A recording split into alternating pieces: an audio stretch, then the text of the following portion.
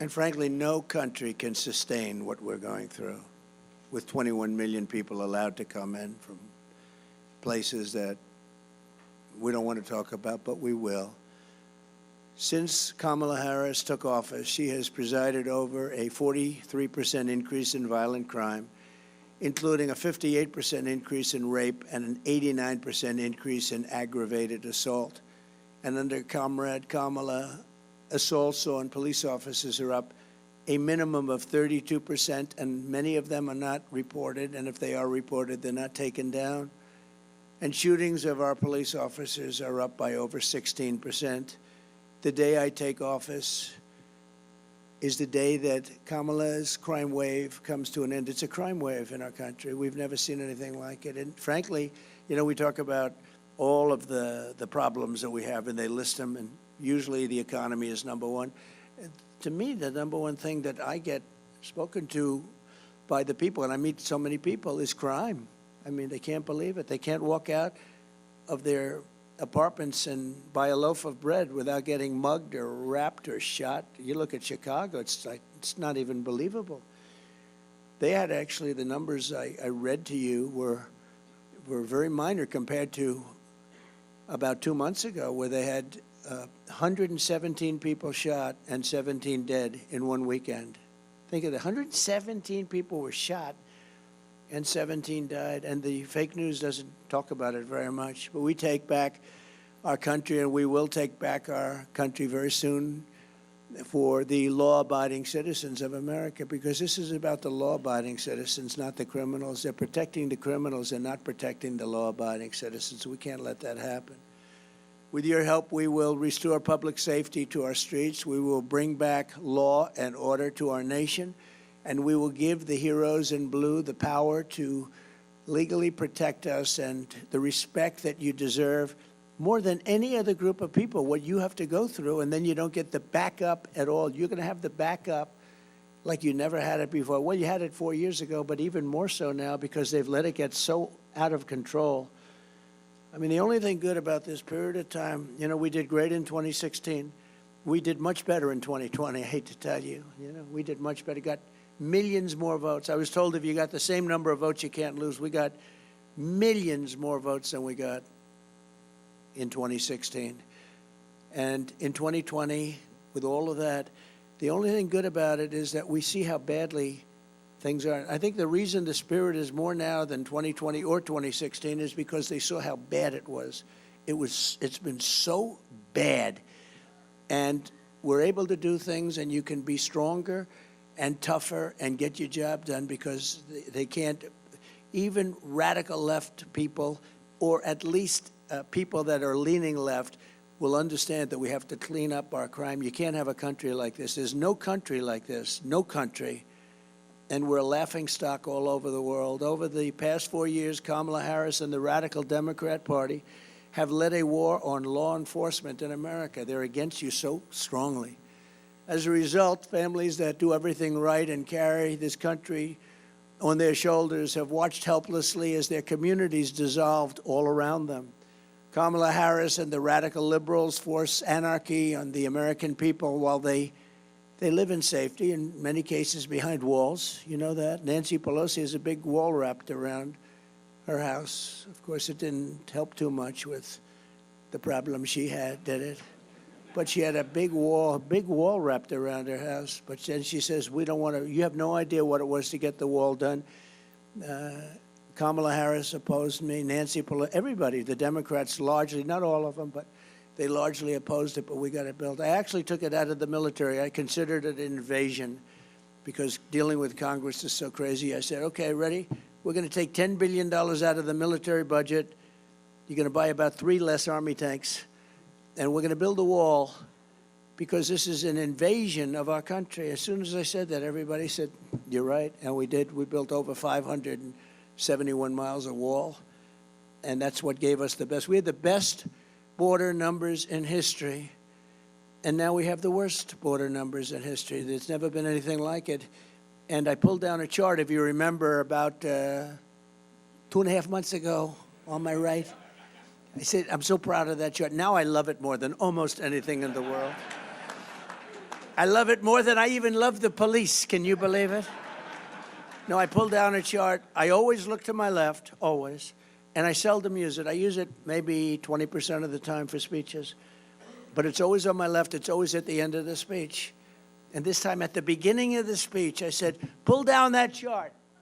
And if I didn't turn, I wouldn't be speaking with you today. So I love that chart. That chart is beautiful. I love that chart. I pulled it down. I said, boy, that is one beautiful, the yellow and the blue and the red, right? Anyway, but what that chart showed and shows is the numbers. You see, it went way down to almost nothing, and that was my final week in office, and then it went like a rocket ship right through the sky. We've never had anything like it. No country's ever had anything like it. Wealthy liberals destroy cities with defund the police, and there's still that movement that you just can't shake it, and sanctuary for illegals while they move further into gated compounds. They set loose violent repeat offenders with no bail while Marxist prosecutors harass and threaten police officers who protect the hardworking citizens. They don't want you to protect the people. It's hard to believe, actually. You know, sometimes you say these things, and as you're saying them, you're saying, is that right? But that's right. It's, you know, it's pretty hard to believe. Like, why would anybody say we don't want to have a border? Why would anybody say the whole world can empty out into our country even though it's not sustainable? Why would anybody say something sort of simple like we want men to play in women's sports? Why do they want to say we want men to play in women's sports? Why was that? Did you see the Olympics where they had two fighters, two transitioned fighters? They transitioned. This is the proper way of saying it. I say that just in case I don't want to get myself in trouble with the media, the fake news. And they had two fighters, and you see the one young lady, beautiful young lady, and she was a fighter from Italy, and she fought a transitioned person who gave her just, boom, a left jab. Now, jab, for those that don't know, fight, that's just sort of, you know, to keep it going before you give it. Boom, she backed up, whoa. Then he did another jab, and she quit. She said, I've never been hit like that in my life, right? She quit. Anyway, he went on to win the gold medal easily. And the other one went on to win the gold medal easily. But you have to see the weightlifting stats, where 1/8 of an ounce is added on. And for 18 years, they had a record. Then some guy comes along, I mean, some transition person. Have you lifted before? No, I haven't, not much. Oh, good. Well, good luck. Let's see. It's crazy. These people are crazy, and it's so demeaning to women. I mean, someday, you know, these women are great athletes. The whole thing is crazy. But I know you love it, right? This man on my right, he must love that as he sees. He's seething. I just watch him watching. He's seething as he watches this stuff, right? He's actually looking, and he can't even believe it, right? He can't even believe it. Anyway, but as president, I will break the grip of the Marxists on our justice system, and I will end Kamala's war. And it's her and a group of people. But it's a war on police, and together we will launch a war on violent crime in America. We have to. We are a laughingstock all over the world.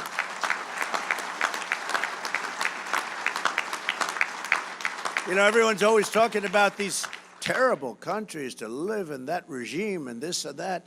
But those countries don't have crime like we do, not even close. Under Harris, the number of police resignations surged recently to over 60%. You've never had a number like that. In the first spending bill I signed, I will make a record investment in hiring, retention, and training for police officers. It's so important. It's powerful, so important.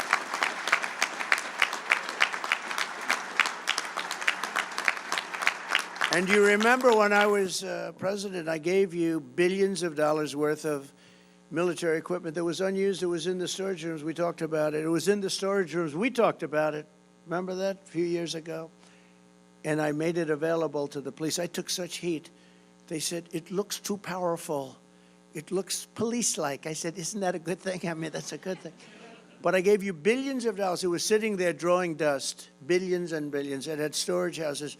all over the country, big storage houses of trucks, and a lot of it was defensive material too, and defensive Jeeps with armor plates all over them, and a lot of great stuff. And I gave it all out to the police. Took a lot of heat. I thought it would be a popular thing. It was with the police. But the crazies out there, they thought it was just a terrible thing. They thought it looked too powerful. And you got it, and we saved a lot of lives with that equipment, right? We saved a lot of lives, and we saved a lot of rent. We also saved a lot of rent that we didn't have to pay to all these storage places all over the country. We're going to get you pay raises and reinforcements. We're going to get you reinforcements because you need them. And Harris repeatedly sponsored legislation to strip police officers immunity. You know, it's interesting, when you say the word Harris, nobody knows who the hell I'm talking about. Harris. Harris. They say, who is Harris? If you say to a person, what's our vice president's name? They don't know. Now, Kamala is an unusual name, but at least you know who we're talking about. When I say Harris, nobody knows who the hell I'm talking about. They say, who is that? So maybe we'll refer to him more as Kamala. It's a little friendlier, too, but it's hard to be friendly with somebody that wants to destroy our country. She's right now practicing. Do you know that? She's in Pennsylvania, and she's practicing for the debate. She's locked herself in a room. She's got a lot to learn. She's locked herself in a room, and they have one problem. You know what the problem is? They have MAGA people outside screaming, we love Trump, we love Trump, we love Trump, and they can't focus. Can you believe it? Just came over. They got MAGA people all over the place, and they're screaming, we love Trump, and she can't focus. That's okay. As president, I will sign legislation to strengthen protections for police officers, so important, and I will crack down on Marxist prosecutors like Philadelphia's Larry Krasner and LA's George Gascon. No, it's unbelievable. These people, you get a murderer. This guy just shot 3 people, and he's out on the streets in 2 hours. It's crazy. No bail, cashless, they call it. No longer will corrupt DAs be allowed to engage in selective and race-based enforcement of the law. My administration will issue hundreds of millions of dollars in federal grants to reward cities and towns and return to proven crime-fighting methods, including stop and frisk and broken windows policing. We did that with Rudy Giuliani. It was so successful. You know, New York, before Giuliani, New York was at the edge. It was a hopeless situation. And Rudy came in and he did the stop and frisk thing. And he did at numbers that were moderate, good. You can't go crazy. But they knew what they were doing. And they did the windows. And the windows sounds like a ridiculous idea, but when they had all these burned out places, they made them look livable. And we went from a crime-ridden city to the safest big city anywhere in the world. You know, it's a big accomplishment. He doesn't get the credit he deserves, I will tell you that. But we'll get the homeless and the dangerously deranged, of which we have many, off of our streets. And many are coming in because I said they're coming in from the mental institutions all over the world. And we'll get them the help they need. It's a very hard thing to get the help they need. And many of these people are never going to make a comeback. You know that. They can't make a comeback. It's horrible. It's a horrible thing. But we'll make our towns and cities safe again. We'll make them clean and beautiful once again. And we'll have places that you live in the manner to which you're supposed to be living, because people are living in hell right now. Thank you. And working with local law enforcement, we will launch a federal task force to dismantle the gangs, the street crews, and the criminal networks that are ravaging our towns. This will include a 10-year mandatory minimum sentence for anyone guilty of human smuggling, a guaranteed life sentence for any guilty child trafficking,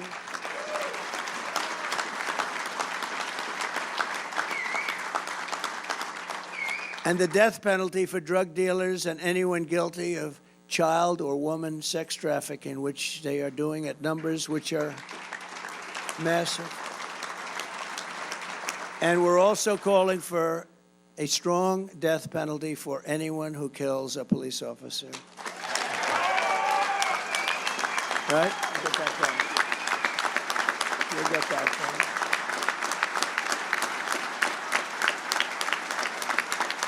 We'll get it done.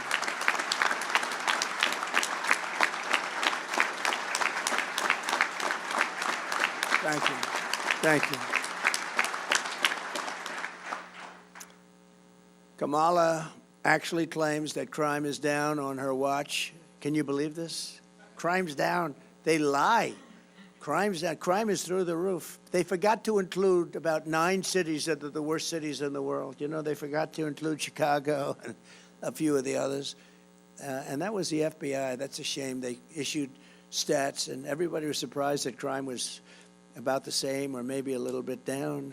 And then we found out that they didn't include, just like they didn't include 818,000 jobs in their jobs report. They were missing 818. They said 818,000 more people. It turned out to be the total fraud. You know, at a certain point, it becomes fraud. When you're down by 5,000 or 10,000 people, but 818,000 fake job numbers were put in a month ago, and it was revealed by a leaker or somebody, but it came out, and it was really pretty bad. But they did the same thing on the crime numbers in order to make the crime numbers look better, which is still atrocious, but they wanted to make them look better. And Kamala's crime statistics are really as fake, essentially, as those job numbers. But you just think of it. I mean, think of it. 818,000 fake jobs they put in order to make their job numbers look better. The FBI's crime report does not include crime numbers from the most dangerous war zones and ganglands in America. Chicago, I'll tell you, the ones that weren't included are Chicago, Oakland, New Orleans, Los Angeles, San Francisco, and San Jose, which is rough. Nearly 30% of jurisdictions did not report their crime stats, and they were the ones that had the highest numbers. So that's why your crime numbers were terrible, but they didn't look as bad as they should. Crime is worse today than at any time in our country's history. Kamala Harris destroyed San Francisco. She destroyed California, and now she's destroying America. She will destroy this country. She will destroy this country. And now that people are seeing what's going on, nobody knew who the hell she was, in all fairness. She was vice president that nobody knew. She shouldn't have been vice president. If you know, they call threat to democracy. She's a threat to democracy. The way they call me, threat. I take a bullet in the head, and I'm a threat. No, no. She's a threat to democracy. Think of it. But she didn't get any votes. He got 14 million votes. She got none. 0. She was the first one out of 22 people to leave. She left the race because she got no support. And now she's running as the Democrat candidate. And I say that's a threat to democracy. They're the real threat to democracy. They use that. That's just a standard line. Donald Trump is a threat to democracy because he wants to stop crime. You know, these people are very mixed up people.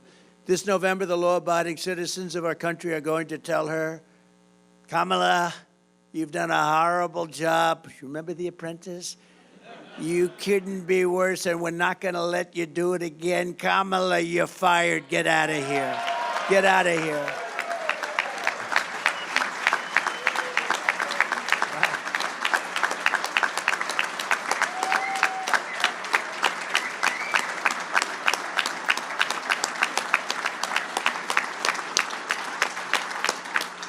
It is true, though. I mean, she got no votes, and now she's running, so she explained that one.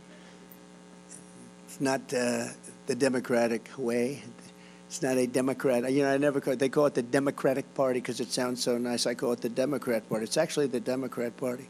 They ought to change the name. They're always arguing that. I always call it, it's called Democrat Party. Democratic sounds so beautiful, the Democratic Party. It's even nicer in a speech. But they ought to change the name instead of complaining. And you know what she could do? All these things that she complains about right now, she should go and fix them. She shouldn't even go to the debate. She should go back to Washington, D.C. and fix all the things she's complaining about. There's no problem. As DA of San Francisco, Kamala was the original Marxist prosecutor. She was the original.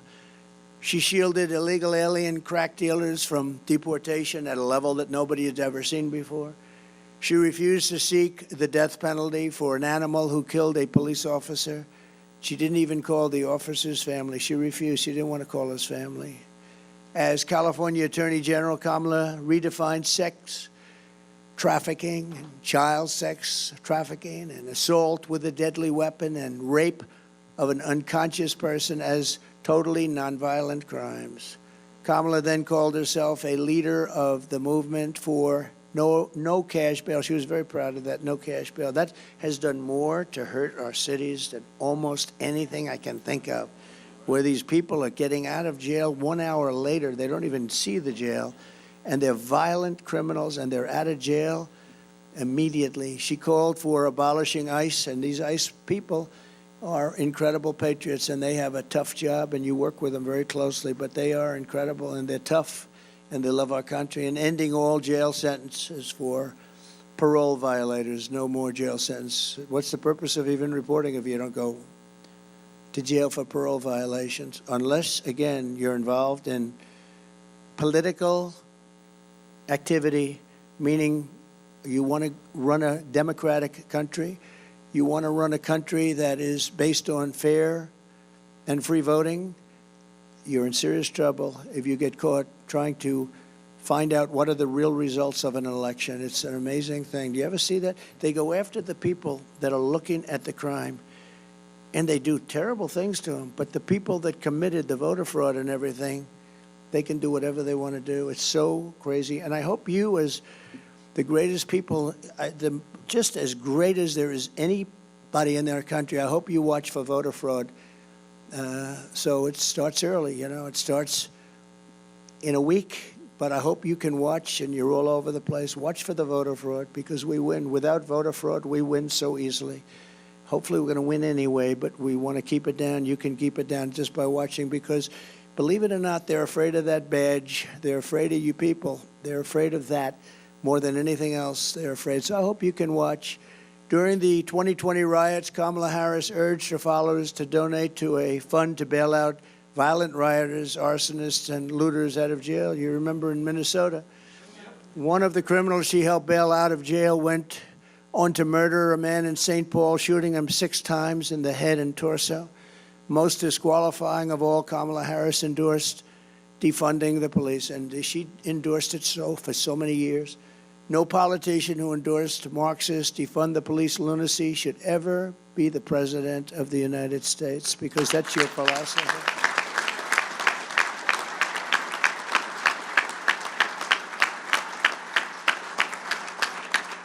I promise you, I will never tell you we're going to defund the police. I will only tell you that we might overfund the police.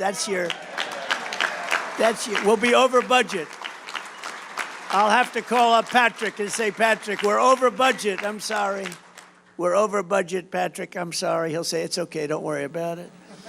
But if I said, Patrick, we're defunding, I would have some serious problems, wouldn't I? But no crime Kamala has committed against the rule of law is worse than her nation-wrecking border invasion. There's never been anything like it. For nearly 4 years, Border Czar Harris, and she's the Border Czar, but now she denies that term, and she denies that she had much to do with the border. She was put in charge by Sleepy Joe, right?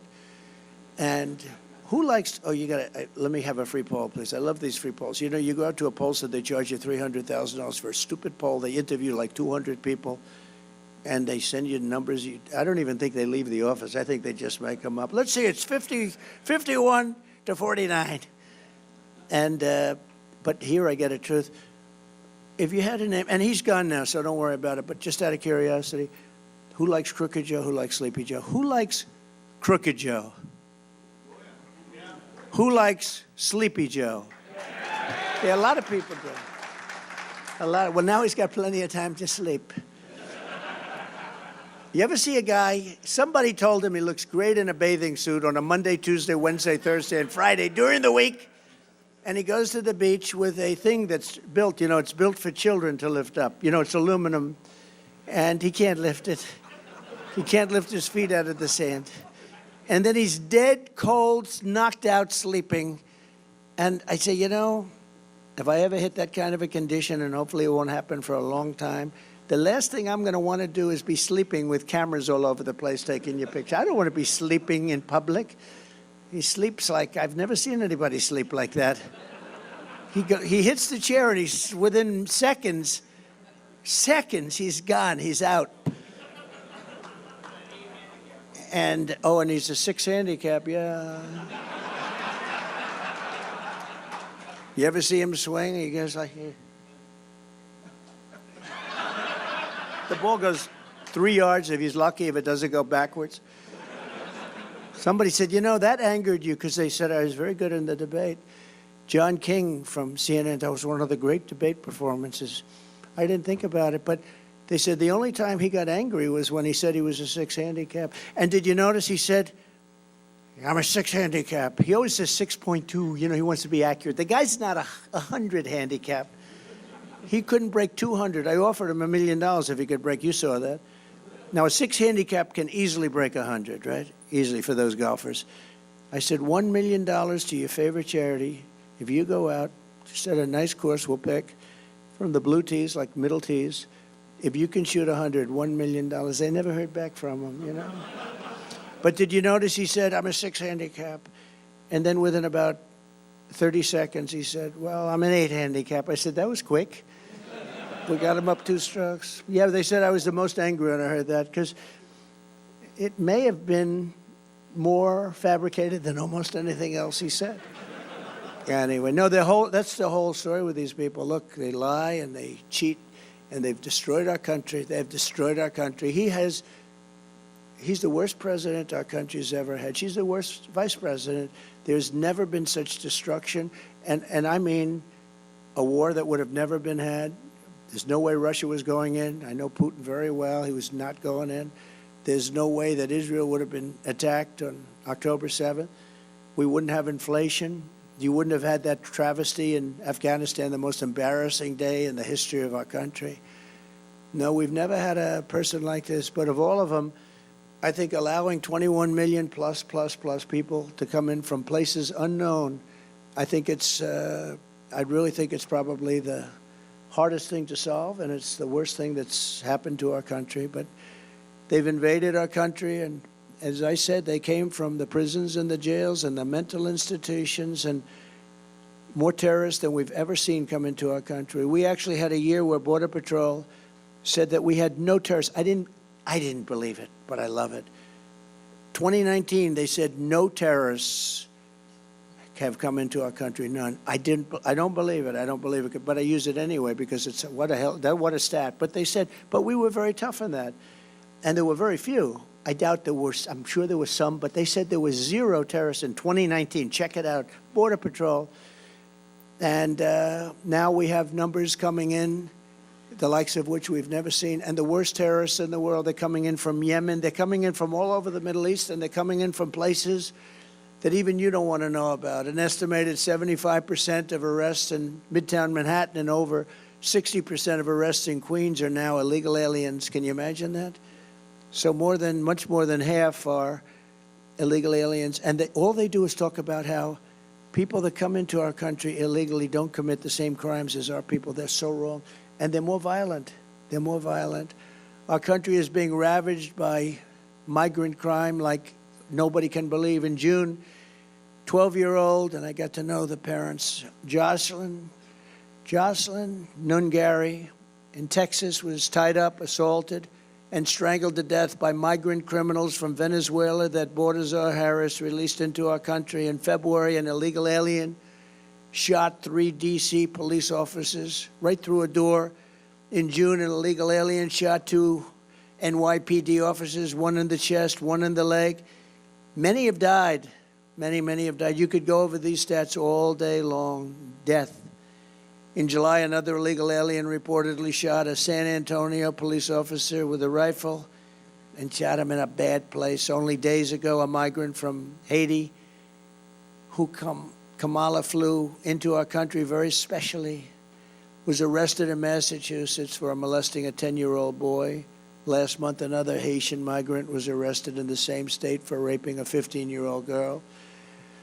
They're raping and they're killing people at levels that we've never seen. And you've seen what's going on in Colorado, and you see what's gone on in Chicago. As we speak, heavily armed Venezuelan gangs have taken over entire apartment buildings and apartment complexes in Aurora, Colorado, terrorizing the residents. They're taking over. In the old days, you had to pay to buy that building. They just take it over. Oh, the people are living in such fear. They've left. Under Bordazar Harris, we are being conquered.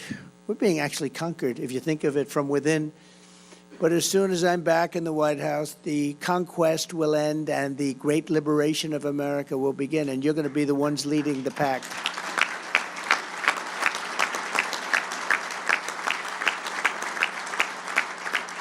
We will take back every single square inch of American territory, and that's been invaded by these migrant gangs. It's been taken over. I mean, real estate patches have been taken over, and this is just the beginning. You haven't seen anything yet, because they're just sort of assimilating.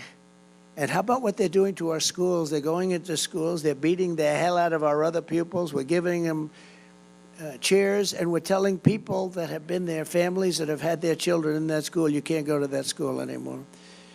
We will dispatch ICE and the elite teams of federal law enforcement to clear out the gangs from Aurora and every other American city that's being torn up and victimized. And we'll get MS-13 and other vicious gangs out of our schools, out of our high schools, your communities, and out of our country. We're going to get them out of our country fast. You know, when I first came in, MS-13 was all over the place. We had so much. And I said, take them back to their country, Honduras, Guatemala. Take them back, El Salvador. And a general told me, sir, we can't take them back. Why? They won't accept them. When the plane is ready to land, they have major aircraft landed all over the runway. So you can't land the plane. The buses are stopped. They broke up the road, so you can't get the buses in. We can't get them back. They won't take them. They told us, don't even think about bringing them. We'll end up in a big fight. I said, how much money do we pay those? It was 3 countries in particular. And they have MS-13 criminals, the worst gang members. They make our gang members look like very sweet people. That's the only thing good about it. Our criminals look so nice by comparison. These are rough people. I said, how much money do we give these people? They said $750 million. Sir, it's $750 million, sir. I said, let them know that effective immediately, they're not getting any more money. You know, we give it as foreign aid like fools. We give so much money to people that don't have any respect for us at all. Tell them the money is cut off. They are defunded. I wish I used that term. We're defunding. We're defunding them. They're delinquent. We're defunding them. And they told them that. And the next day I get a call from the 3 countries. It was like almost early in the morning on the Oval Office. Sir, there seems to be a problem. Is there anything I can do? You have to understand, they wouldn't let for years anybody come back. They got them out. They got their criminals out of the country, gave them to us. When we sent them back, they said, sir, is there anything, is there a problem? I said, yeah. You sent in caravans all of these people, and you're not taking them back. You're going to take them back. Sure, we would love to take them back, please. It would be our great honor to have MS-13 back in our country, sir. It would be our great. We love MS-13 very much. They only kill 5 people a year per person. And they took them back. I still didn't pay them. I still didn't pay them. But, you know, I just found out that now they're getting $4 billion with Biden, $4 billion instead of the $750 million, and they're behaving worse than they've ever behaved. I will support mandatory minimum sentences of 20 years for illegal alien gang members caught committing gun crimes, drug trafficking crimes, or acts of violence, or we'll send them back to their country with the assurance that they'll be put in prison. And I will make their home countries pay for the cost of their imprisonment through reduced foreign aid and high tariffs or taxes if they don't behave. You know, the tariffs are great. If they don't behave, you just say, that's okay, you don't have to behave. I'm putting a 50% tariff on everything you send in. And they behave like little babies. The days of foreign nations dumping their criminals into America are over. I will stop the invasion. I will shut down deadly sanctuary cities, and we will carry out the largest deportation operation because we have no choice in the history of our country. By sealing the border, we will also push back the flood of fentanyl and other deadly drugs that's pouring into our country at record numbers. Under my administration, we reduced drug overdose deaths by first time in nearly 3 decades by quite a bit, but nothing like it could be. Because the only thing that's going to stop drug dealers from doing their job is a thing called the death penalty. And I don't know if people are ready for the death penalty. You know, a drug dealer kills during his or her life an average of 500 people. So when you say the death penalty and it ends, I was in China with President Xi before COVID. I got along with him very well. After COVID, I didn't really deal with him. I wasn't so thrilled with him, but I got along with him, had a good relationship. I said, you have 1.4 billion people. Do you have a drug problem? No, no, no, we have no drug problem. And what do you attribute that to? Death penalty. Death penalty for drug dealers. They have no problem with 1.5. They have no problem. The only problem they have is they send the drugs to us. Under Kamala, drug overdose deaths are up 18%, but we're going to stop the scourge. I will sign an executive order on my first day, making it the official policy of the U.S. government to completely eliminate the presidents of drug cartels and foreign gangs in the United States. We're going to eliminate them. And as I did 4 years ago, we will deploy the U.S. Navy to impose a full blockade on cartel activity, because what they do is you block up the land all of a sudden. The money they make is astronomical. Boats are no problem. Getting the boats, buying the boats, owning the boats, no problem. I will get China to give their maximum death penalty to dealers of fentanyl. I had that deal worked out with President Xi. And then when I left, they didn't do it. They didn't get it done. He probably said they forgot. They probably did.